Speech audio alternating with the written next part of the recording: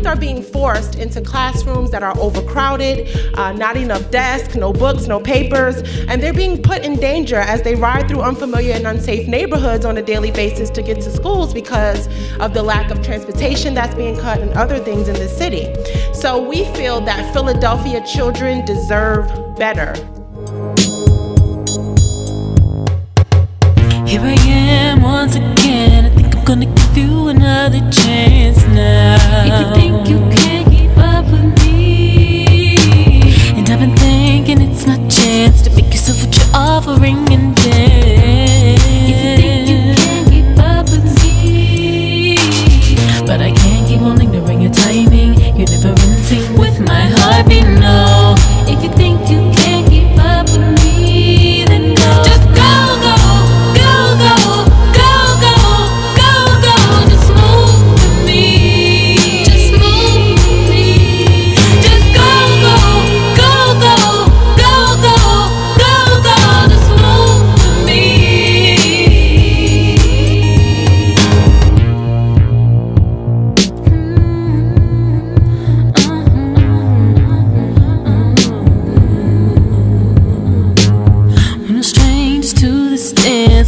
Time we in it too fast, you know. Do you think we can monitor our speed? And everybody's looking around, trying to figure out why we ain't slow it down. Do you think we can monitor our speed? But I can't keep on ignoring your timing. You're never in sync with my heartbeat, no. If you think you can't keep up with me, then go. Just go, go, go, go.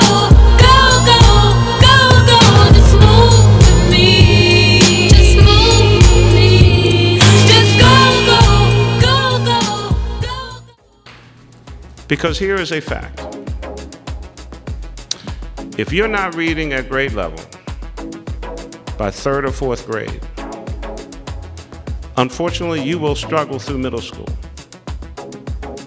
You might show up for 9th grade in high school.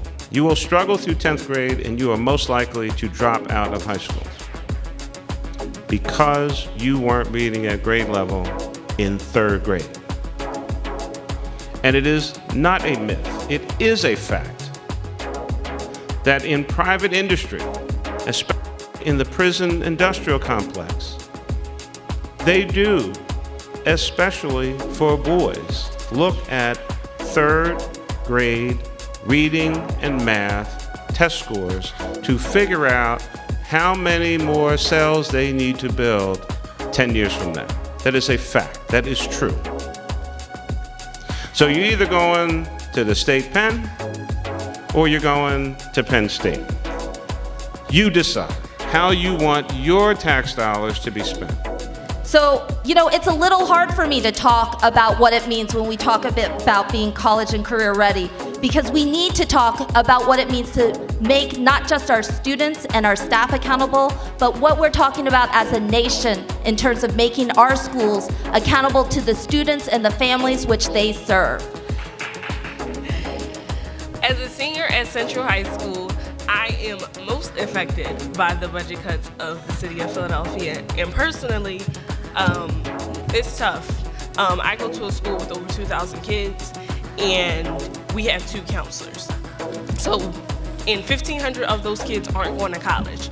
So you can only imagine how stressed my counselor is when I come to her and I'm asking her for help about the college process. Our STEM pipeline, get kids into STEM, get them excited about learning math and science in the same way that they get excited, and we salute them if they hit a jump shot or if they score a touchdown. How can we get this young man right here interested and cultivate his gift in math and science? How do we build that STEM pipeline here in the city of Philadelphia? I think in particular, it is teaching practical education. So making education tangible in a sense that people understand it, whether it's doing experiments or what have you. I've never done it, but I've always wanted to be the kid that built the volcano and made it, made the lava come out like you see on TV.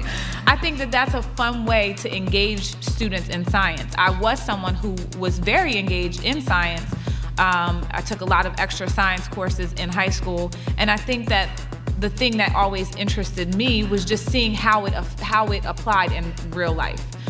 So I think that that's one of the ways that we can, ensure that students get engaged in the STEM fields. I also think that there's another letter that's hanging out there that a lot of people are starting to talk about more, and that's the A. So taking STEM and turning it into STEAM. And the A is really for the arts and thinking about arts. And we're talking here about how art has just been cut out of the equation. But it is important to instill the arts back into our education system.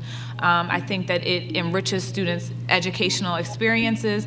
I have a cousin here who's a singer, and she, we were talking about how math sort of relates to arts, and she was talking about counting musical notes. So thinking about education in a way that may be different from, again, thinking and teaching for the test. I think we have to instill in people that you can be good at anything, and we have to, instill them and empower them to be good. And we are also going to do a test model on my MSNBC show about education. And the city I'm going to focus on is Philadelphia. The whole world.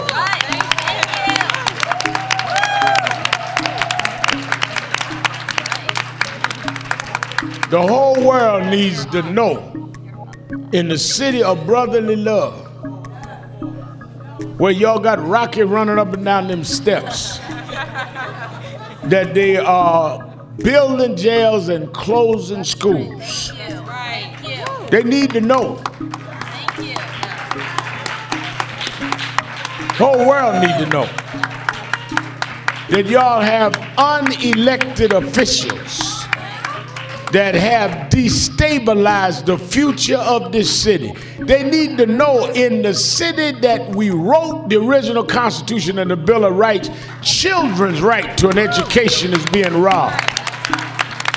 We're gonna take the veil off of the city. You will not hide. I want you to stand butt naked in front of the world and let the world see what you're doing to the children in Philadelphia. Thank you, and God bless you.